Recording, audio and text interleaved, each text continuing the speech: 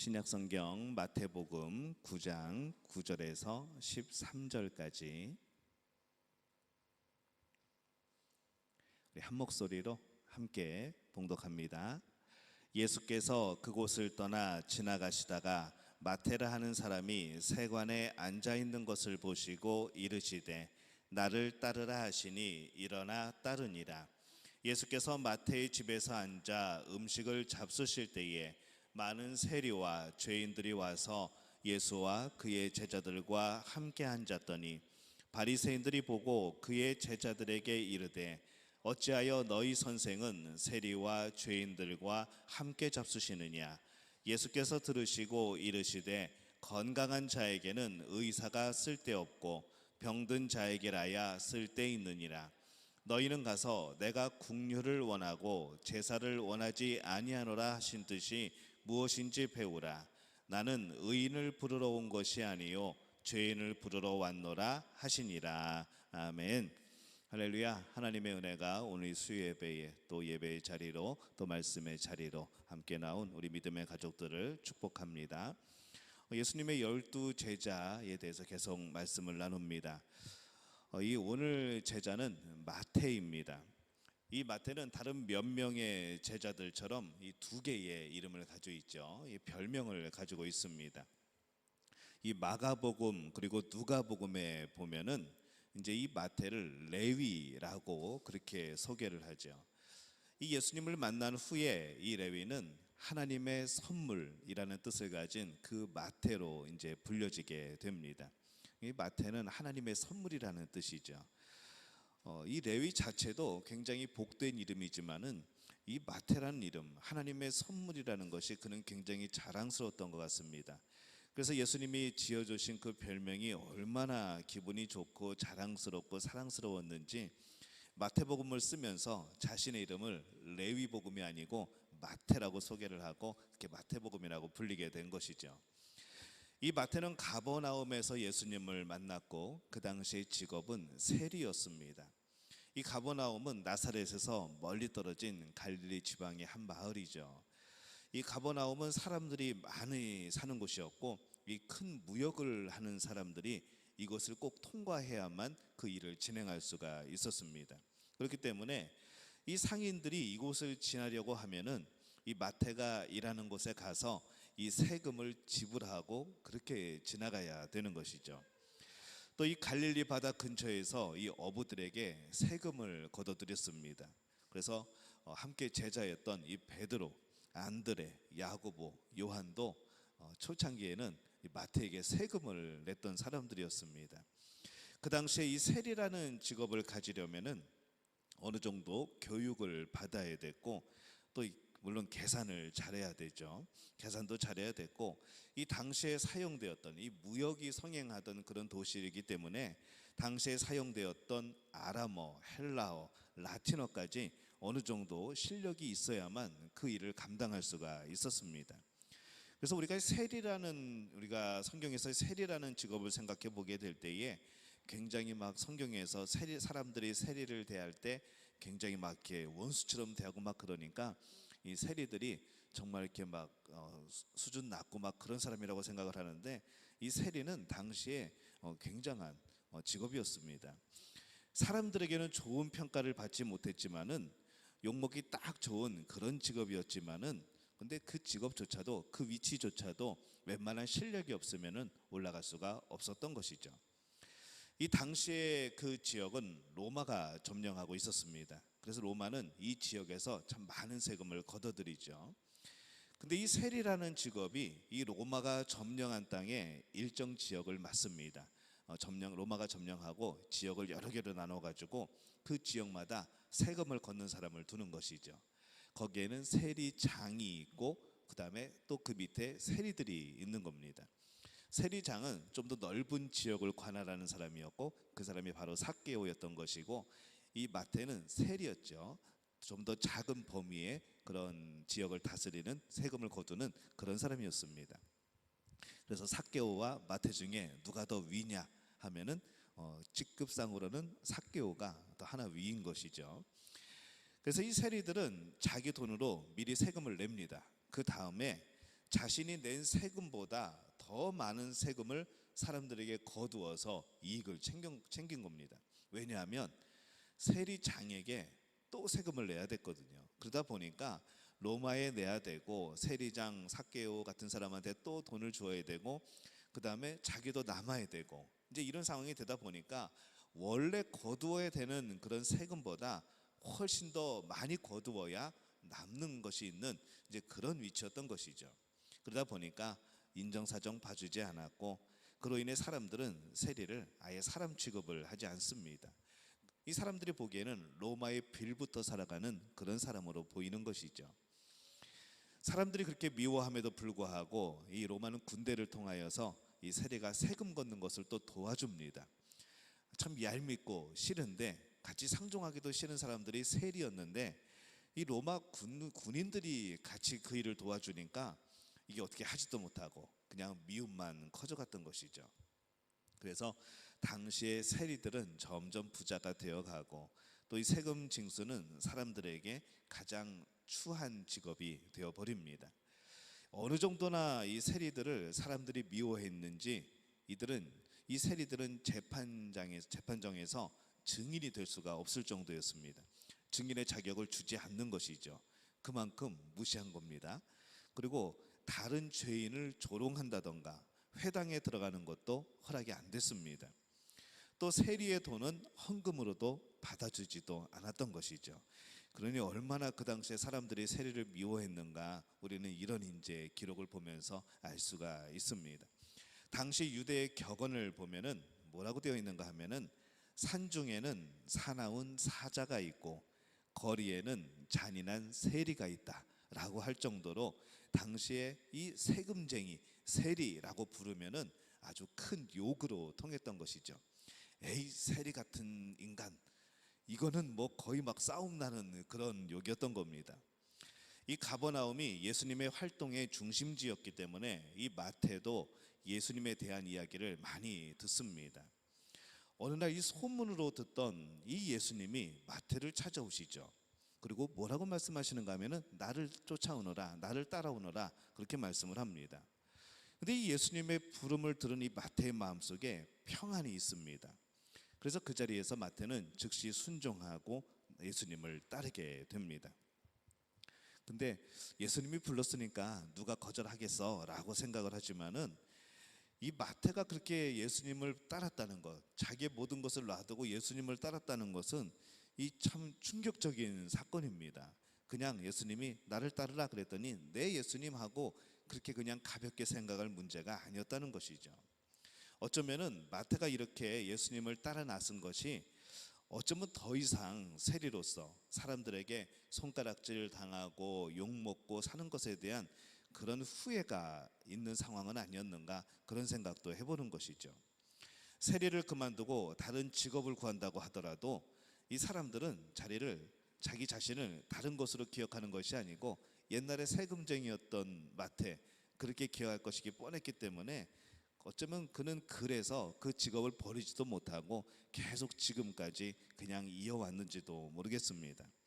근데 이 예수님의 소문을 들은 이 마태가 예수님께서 병자들을 고치시면서 그들의 죄를 용서해 주시는 그런 소문도 들었고 또 많은 죄인들도 예수님 앞에서는 회개하고 돌아서는 모습들을 보면서 어쩌면은 예수님이 이 사람들이 미워하고 있는 이 나의 죄를 용서해 주시지 않을까, 사람들은 나를 용서하지 못한다 할지라도 예수님만큼은 나를 용서해 줄 수 있지 않을까라는 그런 기대감으로 예수님을 쫓았는지도 모르겠습니다. 어쨌든 간에 예수님이 부르셨을 때 이 마태는 세리라는 그 직업, 정말 그렇게 얻기도 힘들고 그렇게 그 자리에 올라가기도 힘든 그런 세리의 직업을 버려버리고 그렇게 용기 있게 예수님을 따라 나서는 것이죠. 예수님의 부름에 이 마태는 자기의 모든 것을 버려두고 따라갑니다. 이 마태가 가진 권력은 굉장했습니다. 로마의 황제의 허락을 받은 이 직업을 이 마태는 버려버리는 것이죠. 이 세리라는 직업은 로마 황제가 보증이 되는 겁니다. 그러니 얼마나 그게 힘이 있었겠습니까? 자신이 로마 황제 밑에서 얻을 수 있는 그 많은 이익들, 그 많은 재문들, 그 많은 위치들, 이것을 예수님의 말씀 한마디에 그냥 다 버려두고 예수님을 쫓아간 것이죠.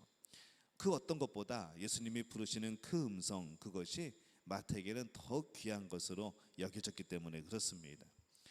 이 마태복음에 보면은 이 세리였던 마태에게 참 어울리는 그런 예수님의 말씀들이 많이 등장을 합니다.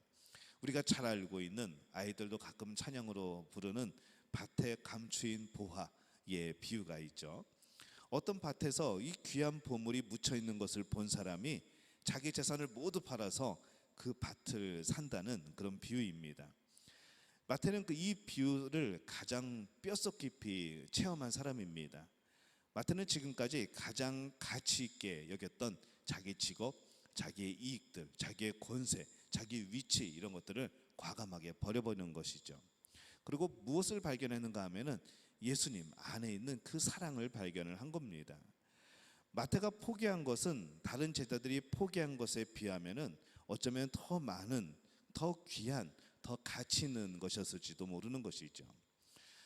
이 예수님이 불렀을 때 제자들이 많은 것들을 포기를 합니다.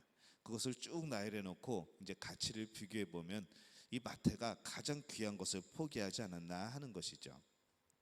그리고 이 세리의 직업은 한번 포기하면은 다시 돌아갈 수 있는 직업이 아닙니다. 얼마나 사람들이 그 자리에 가기 위해서 로비를 하고 웃돈을 쥐어주고 얼마나 그냥 그 권력에 기대서 그렇게 살았겠습니까? 자리가 비워지면은 금방 채워지는 것이죠. 자신에게 가장 귀한 것을 포기하게 만든 것은 바로 단 한 가지, 이 예수님을 따르는 것, 예수님의 사랑이었다는 겁니다. 우리가 시편 1편 말씀에 보면은 복이 있는 사람은 악인의 길을 쫓지 아니하고 죄인의 길에 서지 아니하고 오만한 자의 자리에 앉지 아니하고 오직 여호와의 율법을 즐거워하여 그 율법을 주야로 묵상하는 자로다라고 말씀을 합니다. 근데 이 말씀을 가만히 생각하면서 마태의 모습을 그려보면은 마태가 바로 이 복 있는 사람의 모습이라는 것이죠.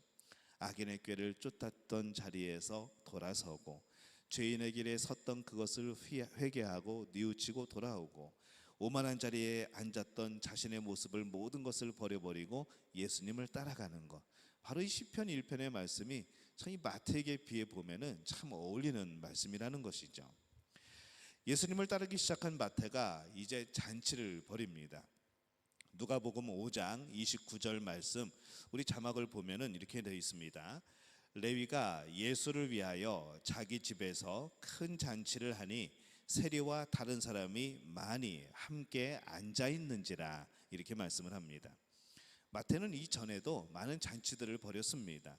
주기적으로 로마의 높은 사람들을 초대하여서 그들을 대접하고 그 자리를 보존했던 것이죠. 그래서 그에게 더 많은 이익을 얻을 수 있도록 그렇게 요청하기도 하고 청탁도 하고 그랬던 겁니다. 자신의 이익을 위하여서, 그리고 이때로는 자신을 사람 앞에서 자랑하기 위하여서, 이제 잔치를 벌이고 높은 사람들이, 로마의 높은 사람들이 오면은 괜히 덩달아서 나도 올라가는 것이죠. 나 이런 사람이야, 내가 로마가 뒤를 봐주고 있는 사람이야 라는 그런 자랑을 할 수 있는 그런 일들이 바로 잔치였습니다. 잔치를 많이 열었던 것이죠. 근데 이번에 준비한 이 마태의 잔치의 주인공은 바로 예수님입니다.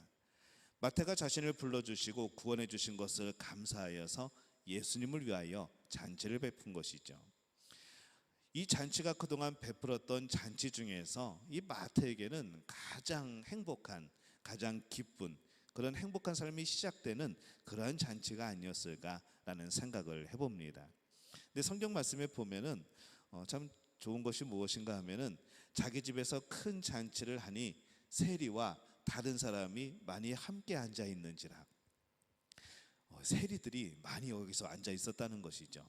그들이 왜 왔는지는 모르겠습니다. 어떤 높은 사람이 오는 줄 알고 왔는지는 모르겠고, 또 그들도 그렇게 마태에게 또 그냥 청탁을 하거나 좋게 보이기 위해서 왔는지 모르겠지만은 어쨌거나 예수님이 오시는 그 자리에 이 마태를 통하여서 다른 세리들도 많이 왔고 다른 사람들도 많이 초대가 되었다는 것이죠.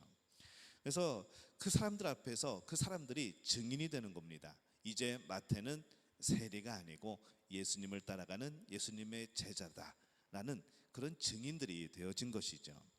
어떤 사람들은 이야기합니다.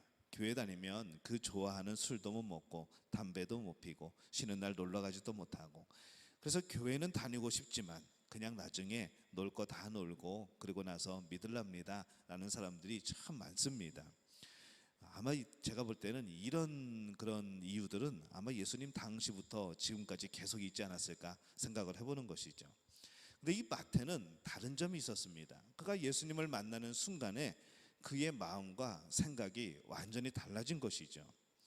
교회 다니는 것하고 예수님을 만나는 것하고는 전혀 다른 겁니다.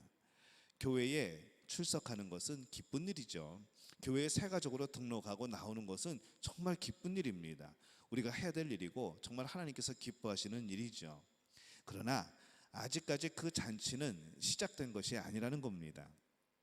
이 새가족이 인격적으로 예수님을 만나고 회개하고 또 거듭나는 것을 체험을 하게 될 때에 드디어 그 사람의 삶이 바뀌게 되고 가장 소중한 것이 바뀌게 되고 그 주인이, 그 삶의 주인이 나에게서 예수님으로 바뀌게 되어질 때에 그에게는 비로소 잔치가 시작되는 것이고 진정한 기쁨이 시작되는 것이고 감사가 시작되는 것이죠. 그래서 교회에 나오는 것은 첫 발걸음입니다. 정말 우리들이 바라고 소원해야 되고 기도해야 되는 것은 무엇인가 하면은 바로 그들이 예수님을 만나는 것이죠. 예수님을 인격적으로 만나는 겁니다. 예수님을 나의 주인으로 인정하고 고백하는 역사가 일어나야 되는 것이죠. 그래서 이 구원을 받았다는 것, 우리가 예수님을 영접했다는 것, 이것은 출발점입니다. 우리의 모든 것의 끝이 아니고 이 출발점으로 이제 하나님의 자녀로 출발하는 것이죠. 종착지는 어디일까요? 영원한 하나님의 나라인 것입니다. 그 과정은 뭘까요? 성결함이 있고 그 안에 신유의 역사들이 있고 예수님이 오시는 그 재림의 날을 기다리면서 열심히 달려가는 것이죠. 그래서 우리 성결교단의 중생성결 신유 재림의 복음이 그러한 내용들입니다. 그래서 이 신앙생활은 우리 성도들에게 날마다 계속되는 잔치이죠. 우리를 구원하신 예수님에 대한 그런 감사이고 그 사랑을 보여주신 하나님에 대한 감사이고 또 이 구원받은 내 자신의 모습을 바라보면서 늘 기뻐하고 감사하게 되는 것, 바로 우리는 이 신앙생활은 잔치라는 겁니다. 예수님을 믿는 것의 참맛을 아는 사람들은 주일 예배 즐거워하죠. 예배를 나오는 것을 즐거워합니다. 매일매일의 작은 잔치가 가정에서도 펼쳐지고 또 새벽에도 펼쳐지고 수요일에도 금요일에도 주일에도 펼쳐지는 것이죠. 잔치를 싫어하는 사람은 없습니다. 일꾼들은 잔치를 싫어합니다. 종들은 잔치를 싫어하죠. 왜냐하면 일거리가 늘어나거든요. 하지만은 그 잔치에 진정으로 참여하고 잔치의 의미를 아는 사람들은 그 잔치를 기뻐할 수밖에 없는 겁니다. 신앙생활은 그렇게 우리들에게 날마다의 잔치인 겁니다. 이 마태가 베푼 이 잔치는 이 세상에서 손가락질 받던 자신을 아무런 조건 없이 용서한 예수님을 위하여서, 그리고 이제 그 용서를 받고 새롭게 태어나게 된 자기 자신을 바라보면서 기쁨이었던 그런 잔치가 된 겁니다. 예수님께서 이 마태를 부르게 되면서 좀 상황이 혼란스러워졌습니다. 마태복음 9장 10절에서 11절에 보면은 이렇게 말씀을 하죠. 예수께서 마태의 집에서 앉아 음식을 잡수실 때에 많은 세리와 죄인들이 와서 예수와 그의 제자들과 함께 앉았더니 바리새인들이 보고 그의 제자들에게 이르되 어찌하여 너희 선생은 세리와 죄인들과 함께 잡수시느냐라고 이렇게 말씀을 기록하고 있습니다. 이제 상황이 좀 혼란스러워졌죠. 마태가 주님을 위해서 베푼 잔치에는 세리와 죄인들이 많이 참석을 합니다. 바리새인들도 또 그 소문을 듣고 온 것이죠. 예수님과 그의 제자들이 이 세리와 같은 악한 사람들과 자리를 함께하는 것을 보면서 그 자체가 죄가 아니냐, 그 더러운 데서 같이 있으면은 같이 더러운 것 아니냐라고 말을 하는 겁니다. 그들과 함께 식사를 한다는 것은 짐승만도 못하게 여겼던 이 세리들과 함께 식사하시는 예수님이 이 마땅치 못했던 겁니다. 굉장히 불결하게 여겼던 것이죠. 바리새인들은 항상 자신들은 의인이라고 여겼습니다. 언제나 그들은 다른 사람들에게 가르치려고만 하였고 죄를 부각시켜 가지고 너는 그 죄인이야, 그러니까 너는 이 말씀을 다시 율법을 다시 지켜야 돼, 우리 하는 거 잘 봐, 이렇게 하는 거야 라면서 그렇게 교만하고 그렇게 의시되던 사람들이었던 것이죠. 이 바리새인 그 자체를 놓고 보면은 굉장히 열심히 있는 사람들이었습니다. 정말 그 뭐 털끝 하나도 오리를 범하지 않으려고 정말 그렇게 열심히 사는 사람들이었지만은 그들 그 자신들의 가치관에 사로잡혀서 진정 예수님이 어떤 분인지 알아보지 못했던 것이죠. 많은 사람들을 좌절로 몰고 갔던 사람들이 또 바리새인들이었습니다. 예수님께서 그들에게 말씀합니다. 12절과 13절에 보면은 예수께서 들으시고 이르시되 건강한 자에게는 의사가 쓸데없고 병든 자에게라야 쓸데있느니라. 너희는 가서 내가 국류를 원하고 제사를 원하지 아니하노라 하신 뜻이 무엇인지 배우라. 나는 의인을 부르러 온 것이 아니요 죄인을 부르러 왔노라 하시니라. 이렇게 말씀을 합니다. 예수님은 전혀 죄와 상관이 없는 분이지만 그렇다고 해서 죄인을 버리지 않는 분입니다. 예수님이 이 땅에 오신 이유는 죄인을 불러서 회개시키고 또 구원을 이루게 하시는 것이죠. 이 역사의 한가운데 지금 마태가 있는 겁니다.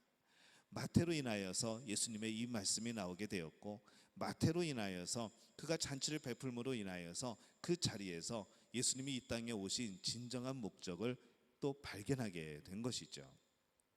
그래서 우리가 성경 말씀 복음서를 읽다 보면은 참 예수님이 그 제자들을 선택하시고 부르실 때에 그 제자들을 통하여서 참 주옥과 같은 말씀이 이렇게 나오는 것을 우리가 봅니다.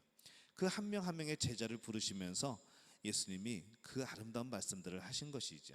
오늘날 우리는 그 말씀들을 보면서 예수님이 그렇게 우리를 부르시는구나, 예수님이 우리의 그 제자들에게 무엇을 원하시는구나, 예수님이 왜 이 땅에 오셨구나 라는 것들을 이 대화를 통해서 우리는 알게 되는 겁니다. 예수님의 제자 중에서 이 요한과 마태가 복음서를 쓰게 됩니다. 평소에 세금을 거들어 다니면서 기록했던 습관이 있겠죠. 장부에 뭘 적어 나가는 것, 이것만큼은 선수였던 이 마태였습니다. 웬만큼 들은 것들은 잊어버리지 않고 기록을 하고 남기고 그렇게 마음속에 새겨놓고 그렇게 살았던 그 습성이 예수님이 살아계실 때에 예수님이 하신 말씀들을 잘 적어놨다가 기록을 하게 됩니다. 그래서 오늘 복음서가 있는 것이죠. 그리고 자신이 재물에 대한 세상적인 지식이 이 복음서를 쓰는데 큰 도움이 되어집니다. 예를 들면은 이 마태복음의 이 품꾼의 비유, 빚을 탕감받은 그 비유, 가이사에게 세금을 바치는 문제에 대해서 옳은가 아닌가 그것을 서술해 나가는 과정들, 이것을 보면은 이 사람이 세리였다는 것이 정말 감사하게 여겨질 정도로 그렇게 자세하게 그렇게 논리적으로 설명을 하고 있는 겁니다. 예수님의 그 상황과 말씀에 대하여서 이 사람들이, 유대인들이 정말 이해하기 쉽도록 그 세리의 그런 관점에서 그거를 보게 된 것이죠. 세상적인 지식, 이 사회적인 경험, 그 더 나아가서 재물과 재능과 지식, 이 건강조차도 예수님을 만나기 이전에는 그것을 내 자신을 위해서 사용했다고 한다면은 예수님을 만난 이후에는 그 모든 것들은 예수님 안에서 우리에게 주시는 새로운 능력과 은사로서 쓰여지게 된다는 것이죠. 여러분들이 예수님을 만나기 이전에 뭐 굉장한 재능이 있었고 여러 가지 그런 은사들이 있었고 예수님을 만난 이후에 그것이 그대로 쓰여집니다. 이것이 얼마나 감사한지 모르죠. 그것으로 인하여서 우리 모두가 풍성한 그런 신앙생활을 할 수 있게 됩니다. 마태복음을 잘 읽어보면은 사실은 마태 자신에 대한 이야기는 별로 없습니다. 자신이 명예롭지 않은 그런 사람이었기 때문에 자신을 굉장히 낮추고 겸손하게 살았던 것이죠. 그래서 이 마태복음에서는 오직 예수님이 왕 되신 분이라는 것만 계속해서 부각을 시킵니다. 어디에서 그 모습이 나올까요? 마태복음 1장 1절부터 그것이 시작이 됩니다. 예수님의 족보를 끌고 나오죠. 예수님이 진짜 왕의 후손이야. 성경에서 말씀하신 그 다윗 왕의 후손이 바로 예수님이야. 그 예수님이 바로 하나님이 약속하신 메시아이고 구원자야 라는 것을 마태복음 1장 1절부터 족보를 딱 펼쳐놓고 설명을 하는 겁니다. 굉장히 멋진 마태인 것이죠. 이 세상에서의 재물은 많고 부유했지만은 언제나 평안함이 없었던 이 마태는 예수님을 만나서 변화되고 유대 땅을 중심으로 이 복음을 전하게 됩니다. 그리고 아라비아 그리고 에티오피아까지 가서 복음을 전하다가 순교했다고 전해지죠. 오늘 이 말씀을 들으면서 우리는 그런 생각을 해봅니다. 우리는 과연 어떤 자리에서 예수님이 부르셨는가? 우리는 어떤 위치에서 예수님께 불림을 받았는가? 우리가 그 부름에 응답하고 예수님을 따라 나온 사람들인데 오늘 그 부르신 그 모습대로 나는 살아가고 있는가? 바로 내가 예수님의 제자인데 나는 정말 예수님이 부르실 때 그 모습의 제자인가? 아직 우리는 내 자신을 돌이켜보게 되는 겁니다. 우리가 아직 예수님을 따른다고 하면서도 아직 불안함에, 이 두려움에 사로잡혀 있는 그런 모습은 아닌가? 정말 두려워하며 따라가는 제자의 모습은 아닌가 돌이켜보게 되는 것이죠. 이 세상이 아직도 줄을 놓지 못하고, 이 세상이 한 손에는 이 세상의 줄을 잡고 한 손은 예수님이 주시는 손을 잡고 이러지도 못하고 저러지도 못하고 예수님을 따라가지도, 세상을 따라가지도 못하는 그런 모습으로 살아가고 있지는 않은가, 우리는 그런 생각을 해보게 됩니다. 여러분들은 지금 어떤 모습으로 예수님을 따라가고 있습니까? 예수님을 주인으로 섬기고 예수님이 펼쳐놓으신 이 진정한 잔치에 참여하는 우리 믿음의 가족들이 되어지시기를 바랍니다. 예수님 안에서만 진정한 기쁨이 있고 진정한 평안과 소망이 있는 것이죠. 오늘 부르심에 죄의 모든 것을 버리고 변화받아서 쓰임받았던 이 마태처럼 내가 가진 죄의 자리를 버리고 내가 가진 세상의 끈을 놓아버리고 나에게 주신 은사를 통하여서 예수님을 나타내는 그런 변화된 그리스도인, 변화된 제자가 되어지시기를, 그런 우리 믿음 가족들이 되어지시기를 예수님의 이름으로 축원합니다. 우리 찬양할까요?